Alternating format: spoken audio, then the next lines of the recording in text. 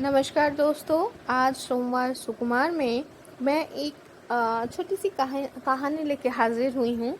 इस कहानी का जो नाम है, शीर्षक है, आप लोग अभी भी जानते हो कि मुझे अभी भी समझ में नहीं आता है कि कहानी लड़की है या लड़का है।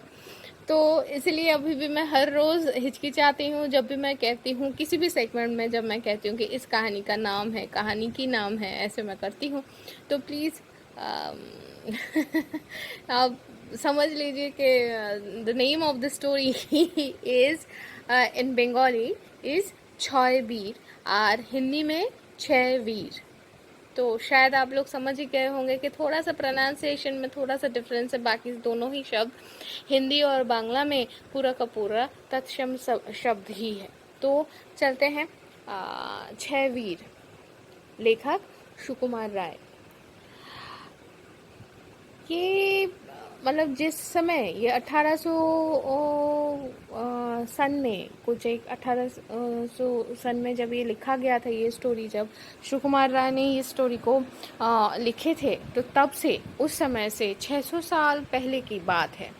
600 साल पहले की बात है जब अंग्रेज़ और फ्रेंच लोगों के बीच में मतलब आए दिन युद्ध लगे रहते थे और दोनों ही पक्ष बहुत ही बड़े बड़े वीर योद्धा से लदा पड़ा था। तो उन लोगों के जो वीरता का जो कहानी है, उनकी जो वीर गाथा है, वो तो यूरोप में छोड़ो देश विदेशों में चर्चित होता रहता था। तो और जब भी वो कहा जाता, उसका गीत गाया जाता, तो सारे लोग वाकई ही सही मायने में अवाक होके सुनते थे। इंग्लैंड के राजा उस समय थे तृतीय Edward, third Edward the third, और वो उनके तब बहुत ही एक बड़ा सैन्य दल था और उसको लेके वो फ्रांस के खिलाफ युद्ध कर रहे थे या लड़ रहे थे। फ्रांस के उत्तर दिशा में समुद्री तट पर इंग्लैंड के बहुत ही नज़दीक एक शहर था। उस शहर है एक्चुअली, उस शहर का नाम है कैली। इस शहर के ऊपर बहुत ही कई दिनों से अंग्रेज़ों का आँख मतलब उसमें ही नज़र गड़ाए होके बैठे थे, क्योंकि ये शहर अगर वो लोग दखल कर लेते, अगर वो अपने अंडर में ले लेते, तो फ्रांस में आने जाने के लिए उन लोगों का बहुत ही आसानी होती, उन लोगों के लिए बहुत ही सुविधा होती। तो एडवर्ड पानी और स्थल मतलब जल और स्थल दोनों ही तरफ से उस शहर को वो घेरना शुरू कर दिए। तो कैले शहर बहुत ज़्यादा बड़ा नहीं था, लेकिन इसीलिए उस शहर में ही बहुत सारे सैन्य बल भी नहीं थे। तो इसी लेकिन उस वहाँ का जो दुर्ग था वो बहुत ही बड़ा और भयानक था। वो चारों तरफ से एक बहुत ही बड़ा सा और मोटा सा दीवार से घिरा हुआ था और उस दीवार के बाहर बहुत बड़ा खाल यानी कि कैनल था। और कैनल को पार करने के लिए कुछ कुछ जगह पे कुछ पोल थे, और वो जो पोल है ना, वो दुर्ग के अंदर से ही उसको खींच के आप उठा सकते हो और लेटा भी सकते हो, मतलब उसको आप ऑपरेट कर सकते हो। अब जिस समय की बात है, उस समय कमान तो था, लेकिन कमान की जो मतलब गोला है, गोले से आप इंसान तो मार सकते हो, लेकिन दुर्ग का दीवार आप भेद नहीं सकते हो। तो इसीलिए जोर जोर मतलब बाहुबल से अगर आप दुर्ग को दखल करने जा रहे हो, तो वो बहुत मतलब सहज काम नहीं था। लेकिन एडवर्ड इसके लिए बहुत ज़्यादा चिंतित भी नहीं थे और वो उतावला भी नहीं हुए थे। तो वो क्या किए, वो शहर की तरफ आने जाने वाला जो भी रास्ते थे उनको वो रोक दिए और बहुत बड़े बड़े तांबू गाड़ के दिन पर दिन वो वहाँ पर बैठे रहे और निश्चिंत होकर इंतज़ार करते रहे। उनका मतलब ये था कि ऐसे ही वो जो रास्ते आवाजाही का जो रास्ता है वो तो रोक दिए। तो इसका अर्थ ये है कि खान पान के लिए जो भी सामग्री है वो दुर्ग के अंदर तक अब जा नहीं पाएगा। तो धीरे धीरे वहाँ दुर्ग के अंदर के जो लोग हैं वो धीरे धीरे बिना खाए बिना पिए दुर्बल होते जाएंगे और फिर एक समय वो उस दुर्ग को अधिकार कर लेंगे। तो कैली के लोग जो हैं वहाँ के जो अधिवासी हैं वो लोग जब देखे कि अंग्रेज लोग ऐसे ही चारों तरफ से घेर लिए हैं उनको, तो तब वो लोग बच्चे, बूढ़े, अक्षम और दुर्बल लोग और उसके साथ साथ जो स्त्री मतलब लड़कियां हैं उनको वो लोग शहर के बाहर मतलब दुर्ग के बाहर वो लोग भेज दिए। इसके बाद कुछ दिन तक तो अंग्रेज और फ्रेंच लोगों के बीच में क्या बोलूं प्रतिस्पर्धा चलता रहा। फ्रांस बोले तो फ्रेंच लोगों की जो मंशा थी वो ऐसा है कि बाहर से दुर्ग के अंदर कैसे ना कैसे खाना भेजना है और अंग्रेज़ों का चेष्टा ये था कि कैसे भी ना कैसे वो लोग वो खाने की सामग्री को उनको रोक देंगे ताकि वो दुर्ग के अंदर तक जा नहीं पाए। तो समुद्र की तरफ भी बहुत सारे बड़े बड़े युद्ध जहाज़ों से लैस होकर अंग्रेज लोग पहरे देते थे, लेकिन रात के अंधेरे में उनके नज़रदारी को क्या बोलूं दारी से बचते बचाते क्या नाविक बोले तो जो लोग कैप्टन या जो लोग नाव चलाते थे, वैसे नाविक लोग क्या करते थे, बीच बीच में रोटी, मांस, साग, सब्जी, ये सारी चीज़ें खाने की सामग्रियाँ शहर के अंदर वो लोग पहुंचा देते थे। इसमें मोरत और मेस्ट्रियल नाम की दो नाविक बोले तो व्हाट शुड आई से, नाविक बोले तो चलो मैं बाद में कभी देख के आप लोगों को ज़रूर बताऊंगी। नाविक बोले तो जो नाव चलाता है या जहाज़ चलाता है ना। तो ऐसे ही तो नाविक इस काम में आश्चर्य तरीके का साहस और बहादुरी दिखाए थे। ये लोग एक बार या दो बार नहीं, बहुत बार वो लोग ऐसे बहुत दिनों तक वो उस दुर्ग में दुर्ग में बसे हुए लोगों के लिए वो खाना वो लेके जाते थे। अंग्रेज लोग उन लोगों को कितनी बार पकड़ने की कोशिश किए, लेकिन कभी भी वो लोग उनको पकड़ नहीं पाए। हर बार ये दोनों बहुत ही स्फूर्ति से और बहुत ही साहसिकता के साथ वो लोग इनको चकमा देके अपना काम को कर पाए थे। ऐसे ही 6 महीना चला गया, तब भी दुर्ग के लोग दुर्ग को छोड़ने की कोई भी मंशा व्यक्त नहीं किए। तो तब राजा एडवर्ड थोड़ा सा क्या बोलूं व्यस्त होने लगा, थोड़ा सा विचलित हो गए। वो और भी सारे लोग को लाके समुद्र के तीर में एक दुर्ग ही बना डाले। ऐसा बनाने के साथ साथ वो वहाँ पर जबरदस्त पहरे के इंतज़ाम कर लिए। तो समुंदर के किनारे पहाड़ के चारों तरफ बड़े बड़े पत्थर फेंकने के यंत्र बैठा दिए। नौका के कोई सी भी नाव का क्या साध्य है कि वो उस पहरे को फांद के शहर में प्रवेश करे। तो खाना आने जाने का रास्ता जब पूर्णतः बंद होने चला, तो दूर के लोग तब धीरे धीरे खुदा मतलब भूख से पीड़ित होना शुरू कर दिए। वो लोग दुर्बल होते गए और उनमें विभिन्न तरीके का रोग होगा ही। अगर खाना नहीं खा रहे हो तो भाई आपको बीमारी भी होगी। तो उनमें विभिन्न प्रकार के रोग दिखना शुरू हो गया।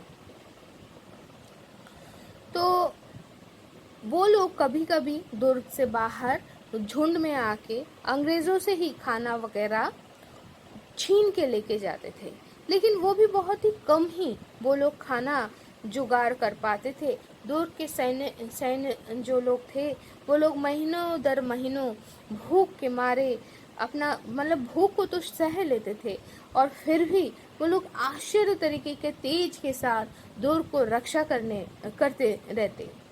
उन लोगों का एकमात्र मन की आशा बोलो भरोसा यही था कि उनके जो राजा फ्रेंच जो राजा हैं फिलिप, वो ज़रूर अपने साथ सैन्य से लस्त होके उनके पास आएंगे और उनको रक्षा करेंगे। तो चलो देखते हैं इसके बाद क्या हुआ। तो 6 वीर पर्व 2। एक दिन सच में ही वो लोग देखे कि शहर से थोड़ी दूर में फ्रेंच जो सैन्य वाहिनी है वो आके हाजिर हुए हैं। उन लोगों के जो रंगीन जो निशान मतलब ध्वजा वो लोग देखने लगे, और सफ़ेद उन लोगों का जो तांबू है, वो सारे जो टेंट्स हैं, वो दूर के लोग जब देख पाए तो वो लोग बहुत खुश हो गए। वो लोग सोचे हम लोगों का इतने दिनों का जो कृष्य साधन है वो सार्थक हो गया। जो भी हो, फिलिप तो आए, आकर ही वो अंग्रेज़ लोग कहाँ पर कैसे से मतलब कैसे घेर के रखे हैं वो पूरा वो जांच करने लगे। और वो जांच करने के बाद ये समझ में उनको आया कि अंग्रेज़ों को यहाँ से हटाना बहुत आसान काम नहीं होगा, क्योंकि कैले के अंदर जाने के लिए सिर्फ 2 ही रास्ता है। एक समुंदर की तरफ से, जहाँ पर अंग्रेज़ लोग बहुत बड़े बड़े युद्ध जहाज़ लेके 24 घंटा पहरा दे रहे हैं, और एक रास्ता है जो पुल के ऊपर से जाकर नदी को पार होके जाना पड़ता है। अब उस पुल के ऊपर अंग्रेज़ लोग मतलब एकदम वहाँ पर बस्ती बना डाले हैं ऐसा। और उनको देख के उनको राजा फिलिप को देखकर ये समझ में आ गया कि ये लोग तो जान रहते हुए इस रास्ते को छोड़ेंगे नहीं। तो फिर फिलिप तब अंग्रेज़ों के जो शिविर है वहाँ पर दूत भेजे और ये प्रस्ताव दिए कि आओ आप लोग एक बार खुले हुए मैदान में आकर हम लोगों के साथ युद्ध करो। तो राजा एडवर्ड अंग्रेज़ों की तरफ से उत्तर दिए, अरे मैं आज से लगभग साल भर हो गया यहाँ पर इंतज़ार कर रहा हूँ, इसमें मुझे बहुत सारे खर्चा हुआ है। इतने दिनों तक दूर के लोग तो अभी तक तो दुर्बल हो ही चुके होंगे। अब मैं तुम्हारे इस प्रस्ताव के खातिर ऐसा जो मेरे पास है, अब कुछ दिनों में मैं दखल भी कर लूँगा ये दुर्ग। अब तुम्हारे ये प्रस्ताव से मैं अगर राजी हो गया तो भाई मुझे तो सब कुछ छोड़ के जाना पड़ेगा। भाई तुम अपना रास्ता खुद नापो, मुझे तो परेशान मत करो। तो 3 दिन तक दोनों ही साइड में मतलब दोनों ही आपस में वार्तालाप करते रहे, लेकिन कोई हल नहीं मिला। तब फिलिप क्या सोचे कि वो अपने सैन्य को लेकर बिना युद्ध के ही वो वापस चले गए। उनको वापस जाते देख दुर्गवासियों के मन एकदम टूट गया। इतने दिन तक वो लोग अपने राजा के ऊपर भरोसे में ही अपना पूरा का पूरा लड़ाई लड़ रहे थे। अब वो लोग एकदम से निराश हो गए और फिर वो लोग संधि के प्रस्ताव भेज दिए राजा एडवर्ड के पास। राजा एडवर्ड कहे, संधि करने के लिए मैं प्रस्तुत हूँ, लेकिन तुम लोग मुझे बहुत ही परेशान किए हो। मेरे बहुत सारे जहाज तुम लोग डुबो चुके हो, मेरा पैसे और समय दोनों ही बर्बाद किए हो खूब सारे, एवं बहुत सारे बाकी तो कितने प्रकार के नुकसान हुआ है हम कह नहीं सकते। मैं इसका पूरा का पूरा 16 आना मैं प्रतिशोध तो ना लेकर छोड़ूंगा नहीं। तो मेरे तरफ से संधि का शर्त यही है कि कैले के दुर्ग के जितने सारे पैसे धन दौलत और जितने लोग मतलब जितने भी लोग बल है वो सारे मेरे हाथ में छोड़ देना पड़ेगा, और मेरी इच्छा से मुझे जो पसंद आया मैं जिसको चाहूँ फांसी दूँ, जिसको चाहे जेल में डालूँ, जिसको चाहे मैं उसके ऊपर जरिमाना डालूँ, जरिमाना बोले तो फाइन डालूँ। तो और मैं अपनी मर्जी से उन लोगों को शास्ति मतलब क्या बोलूँ, उनको दंड विधान करूँ।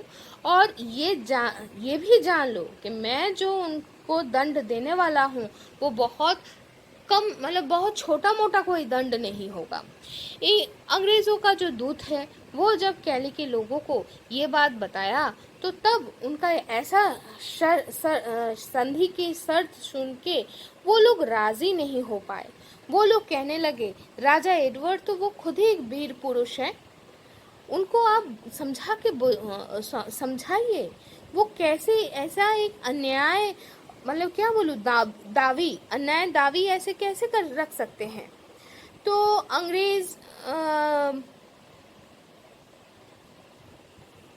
तब अंग्रेज शिविर में जो धनी और संभ्रांत लोग थे वो भी तब कैली के लोगों के पक्ष लेकर राजा को खूब समझाने की कोशिश की। कैली के लोग कैसे साहसिकता के साथ, कैसे वीरत्व के साथ इतने सारे कष्ट सहकर भी वीरों के तरह अपना दुर्ग को, अपने मातृभूमि को रक्षा किया है, ये सारे बात उनके सामने वो लोग बार बार बोलने लगे और कहने लगे ऐसे शत्रु को सम्मान करना जरूरी है। और ये सारे लोग स्वीकार भी किए, लेकिन एडवर्ड अपने प्रतिज्ञा में अटल रह गए। बहुत कहने के बाद भी वो थोड़ा सा ही नरम हुए और वो बोले ठीक है, कैले के लोग अगर मुझसे क्षमा याचना करते हैं तो तब वो अपने 6 प्रतिनिधि को मेरे पास भेज दे। वो लोग दुर्ग का चाबी लेकर नंगे पैर और नंगे सर गले में रस्सी डाल के मेरे पास पहले तो आए और फिर सबके तरफ से मेरे तरफ से दंड ले और तभी मैं बाकी सबको माफ कर सकता हूँ। लेकिन ये ध्यान रखना जरूरी है कि ये जो 6 लोग हैं इनका रक्षा कोई नहीं कर सकता। 6 वीर पर्व 3। अंग्रेजों के जो दूत है वो फिर से दुर्ग में आए और राजा एडवर्ड का हुक्म वो सबको सुना दिया। दुर्ग के लोग राजा के आदेश जानने के लिए व्यग्र थे और जब उन्होंने ये हुक्म सुना तो वो लोग सारे चुप हो गए।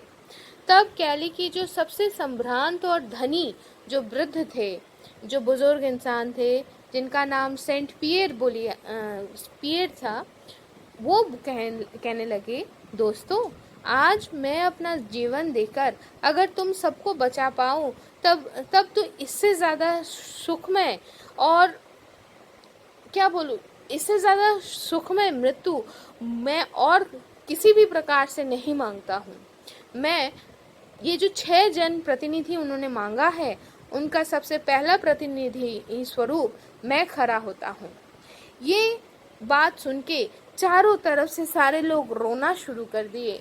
बहुत लोग सेंट पियर के पैर में गिर के रोना शुरू कर दिए। देखते ही देखते और भी 5 लोग अग्रसर हुए और सेंट पियर के बगल में वो लोग भी खड़े हो गए और कहे हम लोग भी मृत्यु दंड तक ग्रहण करने के लिए प्रस्तुत हैं। ये दृश्य देखकर अंग्रेज दूत की आंखों में भी पानी आ गया। वो कहने लगे कि मैं राजा एडवर्ड के पास जितना हो सके उतना विनती करूंगा ताकि राजा एडवर्ड इन लोगों के प्रति सदैव हो। फिर 6 प्रतिनिधि को लेके राजा के राजसभा में वो लोग उपस्थित हो गए। वो लोग शांत होकर राजा के सम्मुख अपने घुटने टेक कर बैठे रहे। इसके बाद सेंट पियर धीरे धीरे कहने लगे, मैं कैलेवासी बंधु और परिजनों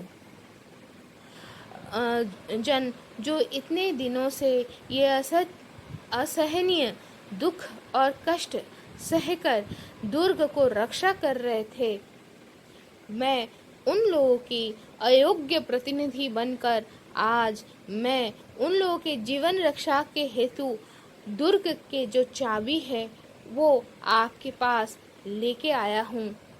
वो आपको समर्पण करता हूँ। अब हम लोग संपूर्णतः आपकी इच्छा और आदेश के अधीन हो गए हैं। वहाँ पर पूरा जो राजसभा था, वो वहाँ पर जितने सारे लोग थे, वो सारे स्तंभित होकर उन 6 वृद्ध लोगों की तरफ देखते रहे। 6 लोग ही उम्र में बहुत ही बड़े थे। बहुत कई सारे दिन वो लोग खाना नहीं खाए थे, इसलिए उनके शरीर पूरा सूख गया था। लेकिन फिर भी उन लोगों के मुंह का वो गंभीर और प्रशांत जो आभा था, जहाँ पर कष्ट की रेखा तो पड़ा था, लेकिन उनके शरीर को दुर्बल तो कर दिया था कि ताकि वो लोग एक कदम भी बिना कांपे चल नहीं पा रहे थे। लेकिन फिर भी उनके मन से, उनके मुखमंडल से वो तेज को अंतर्हित नहीं कर पाया था जो उनके स्वाभिमान से परिपूर्ण था। उन लोगों को देखकर अंग्रेज योद्धागण के अंदर भी, उनके मन में भी श्रद्धा का उदय हुआ। सारे लोग कहने लगे, इन लोगों को अगर दंड दिया गया और दंड देके अगर प्रतिशोध लिया गया तो ये अनुचित होगा।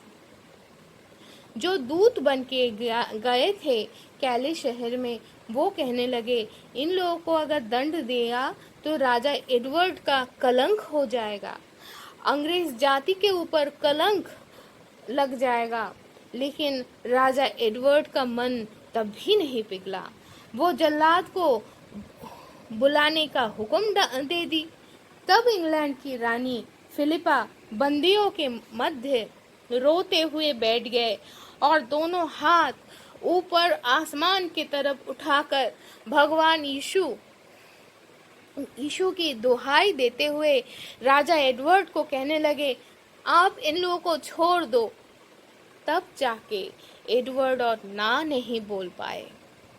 6 वीरों को मुक्ति दे दी और देने के बाद रानी माँ ने उन लोगों को अपने ही घर पे लेके गए और अपने मन का परितोष करते हुए उनको खिलाए पिलाए और फिर खूब सारे उपहार देके उनको विदाई दे दी। तो इन 6 वीरों का वीरत्व का गाथा आज भी फ्रांस के एक भी लोग नहीं भूले हैं, और वैसे ही अंग्रेज लोग भी उन लोगों को अपने मन में सदा सम्मान के साथ याद रखे हैं।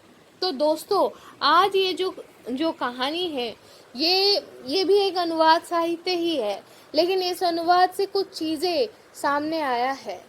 आपके पहली बात तो ये हम लोग को सीख मिली है कि हम जो भी चाहे करें, हमारे जो कर्तव्य है वो हमको करते जाना है। फिर हारना जीतना तो ऊपर वाले की मर्जी है, उसमें हम कुछ नहीं कर सकते, लेकिन न्यायनिष्ठ होकर हमें कर्तव्य कर्म करते हुए जाना है। और एक चीज़ है बच्चों, अपनी साहसिकता आपके फिजिकल कंडीशन के ऊपर निर्भर नहीं करता है। आपके अंदर की जो तेज है, वो आपकी अंदर की जो सत्य है, वो ही आपके अंदर वो शक्ति, वो साहस लाती है। और एक बात है, खूब सारे बात बोलने से अच्छा है आप चुप रहिए, और तभी बोलिए जब आपको मौका मिले या बोलने दिया जाए या ज़रूरत हो। मैं तीनों चीज़ें ये इसीलिए बोली कि हमेशा बहुत कुछ बोलने से कभी फ़ायदा नहीं होता। कभी कभी हम लोगों को अपने अंदर से वो साहस को,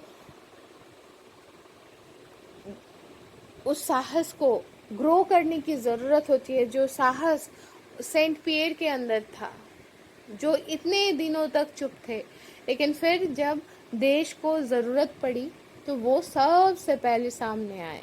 उससे पहले तक उनको लोग किस हिसाब से जानते थे, बहुत पैसा है, या वो जो 5 और जो रिप्रेजेंटेटिव थे उनको लोग कैसे जानते थे, दादाजी बूढ़े इंसान, उम्र में बड़े, चल नहीं पा रहे, खाना नहीं खाए हैं, बीमार हैं, लेकिन फिर भी उनके मन में कितनी ताकत थी, है ना। मानसिक जो ताकत होती है वो सबसे बड़ी ताकत होती है। ज़रूर फिज़िकल फिटनेस, फिज़िकल स्ट्रेंथ ज़रूरी है। शरीर और मन हमारे जीवन में उसको चलाने के लिए दोनों की ज़रूरत है, लेकिन फिर भी मैं बोलूँगी मन की शक्ति बहुत ज़्यादा मायने रखती है हमारे शरीर को चलाने के लिए। तो बच्चों, आत्मिक विकास की ज़रूरत है। अपने माँ बाबा की बात सुनो, अपने गुरुजन शिक्षक शिक्षिकाओं की बात सुनो, और जीवन में कुछ भी पदक्षेप उठाने से पहले सोचो, फिर उसको पदक्षेप लो। और जो भी लोगे पहले एक बार ज़रूर उसमें आत्ममंथन, आत्मचिंतन ज़रूर करना, ताकि अगर गलती भी होता है तो आप उसको सुधार पाओ। और जब गलती होता है तो सीना ठोक के बोलो कि गलती हो गया है। गलती को मानना कोई बुरी बात नहीं होती है ना। तो चलो दोस्तों, ये तो थी आज की कहानी। हम फिर मिलेंगे कल एक नया सेगमेंट लेके, एक नया कहानी लेके। तब तक के लिए सारे बच्चे अच्छे बच्चे की तरह रहो, खुश रहो, फुदकते रहो। टाटा।